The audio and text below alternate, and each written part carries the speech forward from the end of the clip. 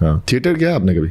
हाँ, मैंने बिल्कुल थिएटर किया। कैसे? And I feel my self very lucky, और मुझे बड़ा फ़ख्र है कि मैंने एक ही थिएटर किया और वो मैंने ज़िया मुहिद्दीन साहब का किया। अच्छा, बताएं कुछ ज़िया मुहिद्दीन का, हमें कोई नहीं बताता सब डरते हैं बताने क्यों ज़िया मुहिद्दीन साहब से। नहीं, मुझे तो खैर बहुत ज़्यादा ज़िया साहब से एक फैसिनेशन थी, क्योंकि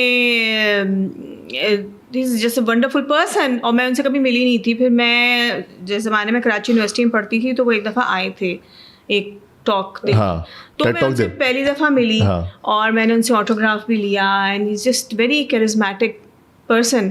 खैर उसके बहुत साल बाद फिर जब मैं एक ड्रामा ही कर रही थी तो उस दौरान मुझे कॉल आई कि अकबर इस्लाम होते हैं नापा में, तो उन्होंने फ़ोन किया कि ऐसे ऐसे ज़िया साहब थिएटर कर रहे हैं और हम चाह रहे हैं कि आप करें। अच्छा। तो मैंने कहा ठीक है, तो उन्होंने कहा आप आ जाएं, तो मैंने कहा बस सही है।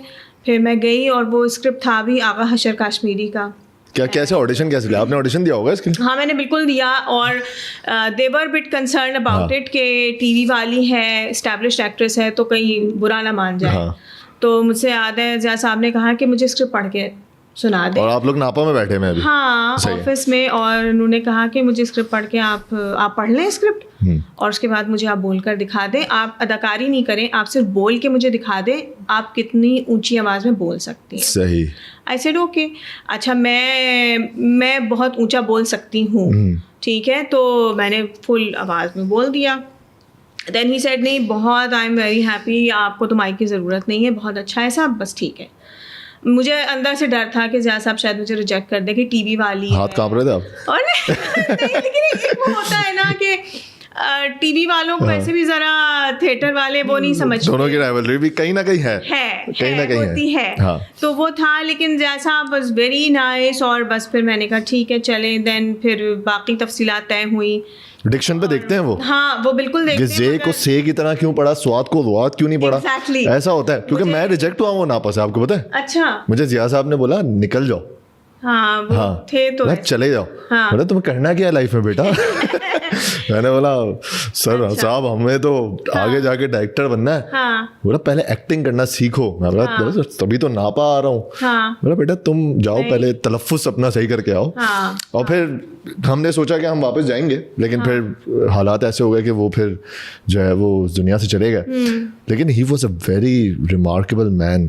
हाँ, बड़े बहुत कम लोग होते हैं ऐसे। और मैं अब जब नापा वालों को देखती हूँ जो टीवी में काम कर रहे होते हैं, मेरे साथ भी बहुत सारे एक्टर्स कर रहे होते हैं, तो मुझे बहुत खुशी होती है कि देखिए एक शख्स ने एक इदारा बनाया और उस इदारे से he was quite a visionary. Yes. And definitely Pervez Musharraf ने भी उनको सपोर्ट किया और पूरा सब उनको सेटअप करने में हेल्प की।